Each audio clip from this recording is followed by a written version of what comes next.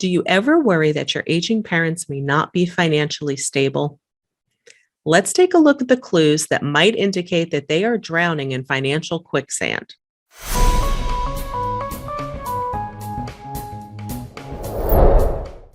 My name is Jennifer Miller with Aging Parent Toolbox. As a registered nurse and daughter, I help families with aging parents navigate the golden years with less stress and less overwhelm. So let's take a deeper dive into some of the questionable financial decisions our older loved ones may be making. For our parents' generation, money is a taboo subject.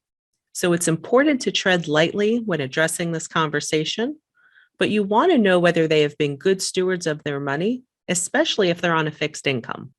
You're not typically going to see your parents step up and say, "I have been having trouble managing my money," because that opens the door to someone questioning their intelligence. It's a direct threat to their independence and can leave them feeling incompetent or foolish. So sometimes it's going to be easier to seek out clues to see whether there is a financial problem happening rather than approach it head on like a bull in a china shop. So what are some clues you can be looking for? Is there a pile of bills or mail that just never seems to diminish? Is there some question whether the bills are even being paid on time? There's a few things that you can do to intercede. In an ideal world, it would be great to have all the bills on automatic payments. Now, I can tell you, my father is the person that still goes to the bank in person and pays every bill by check. So that's something that's never going to happen in his household. If they're open to the suggestion, it's great if you can be a joint account holder on their bank account. This way you can see the influx and outgo of monies and be sure that bills are being paid in a timely manner. It's not unusual for one spouse to have handled the finances all of their life and the other one not to have a clue of what's happening. That is not a good scenario as people are getting older, because if one spouse passes away, the other one may not have a financial clue as to what's happening. If financial decisions are not being done jointly at this time, you may want to assess who is the most responsible person currently. One thing you can do is go to the United States Post Office website and sign up for informed delivery. They send an email every day with images of the mail that's to be delivered.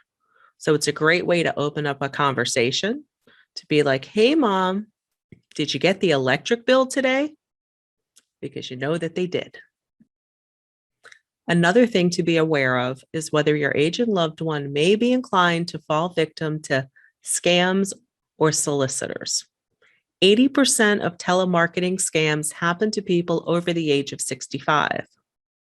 They use predatory techniques like fear-mongering and bullying to get people to hand over personal information or money. Now, logically, you may never believe that somebody would fall victim to someone calling on the phone, claiming to be from the IRS, and threatening to arrest them if money is not paid immediately. But you would be surprised how many elderly people fall victim to similar scams such as this. There's a few things you can do to decrease the incidence of these things happening. You can go to the National Do Not Call list at donotcall.gov and sign up both landlines and cell phones to be on the Do Not Call list. So scammers have also jumped to the text message realm. If you get a text that does not seem legitimate, you can forward that to 7726, and most cell phone carriers will be able to place that person on a block list. So that should help decrease the number of repeated attempts. You may also want to try to decrease the amount of junk mail coming to your loved one's home. This can decrease the number of sweepstakes entries, credit card offers, or the unbelievable buy for skincare that ends up being a recurring monthly charge that you can never get yourself out of. You can go to dmachoice.org and register to get on that list. The other thing everyone should be aware of and take advantage of is the annual free credit report. You can get an annual credit report from Equifax, Experian, and TransUnion. So stagger the request every 4 months so you can keep track of whether there's been any fraud or identity theft. Also, keep an eye on excessive shopping, especially if it's outside of financial means or takes the place of necessities. Some people may have these shopaholic tendencies their entire lives, but sometimes it creeps in as people get older. Oftentimes, it's due to boredom, loneliness, or depression, so you may want to try to get to the root cause of these feelings. And if you have informed delivery from the post office, you'll be able to keep tabs on when these packages are actually arriving. And if you think you have a shopaholic on your hands, you may want to sign them up at optoutprescreen.com. So those pre-screened credit offers do not continue to arrive in the mail. So the important thing with all of these things is to follow the dollar. If you're able to sit down with your parents and put a budget in writing, that's ideal. And because we don't transact very often with real dollar bills anymore, it's harder to keep track of. If they're tech savvy, there's a lot of great financial apps out there to help with the process. And because this can often be a tenuous subject with our parents, not wanting to share their financial situation with their children, you may have to entrust a third party for help.